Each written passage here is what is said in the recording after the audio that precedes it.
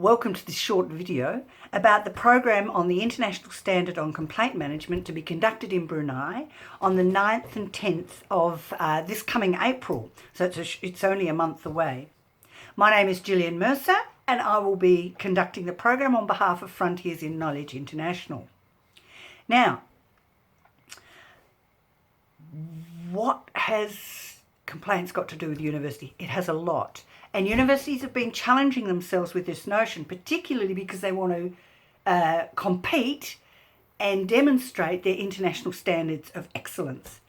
And in 2013-14, I worked for 12 months with the local University of WA here in University of Western Australia here in Australia, assisting them to develop programs and policies to align with the international standard when it was just a management guideline. It has since in 2014, because we knew it was going to happen, the management guideline has since been integrated into the fully blown ISO 9001.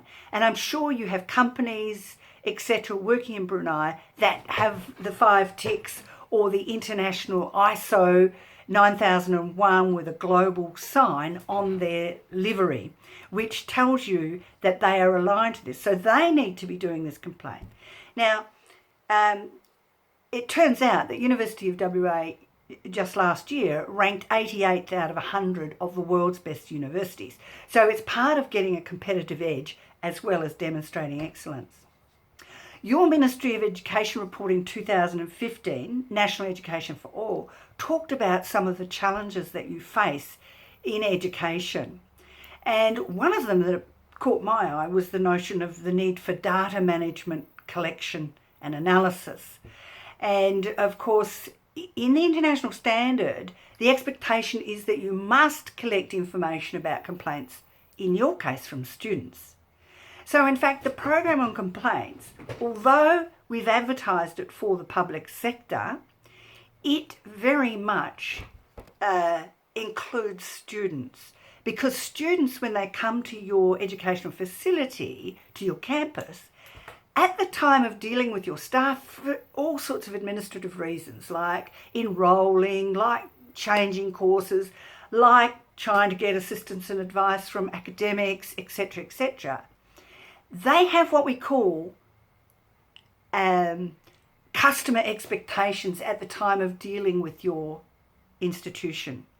And those expectations absolutely lock in to the intellectual property that surrounds the whole notion of customer focus. Now, as well as that, of course, you have your Brunei Vision 2035, which the Ministry of Education report of 2015 aligns to because of your vision of reaching excellence internationally and demonstrating that to be competitive. So your universities, of course, are such a critical part of the development of any country in demonstrating excellence. Now, let me talk about the program. Literally everywhere you see in our program the 4 key modules of learning, broken into morning, afternoon, wherever it says about public sector, you can think student. And I will have anecdotes from the education realm because I've done a lot of work in those complex, ambiguous environments like education, where it is much harder to really grasp that notion that students are customers a lot of the time, at least in their brains, when they're dealing with you and wanting things from you.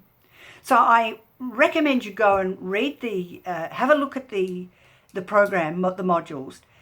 Switch your brain into the notion of students are, in fact, in the case of our business of being a university institution, students are, in fact, customers.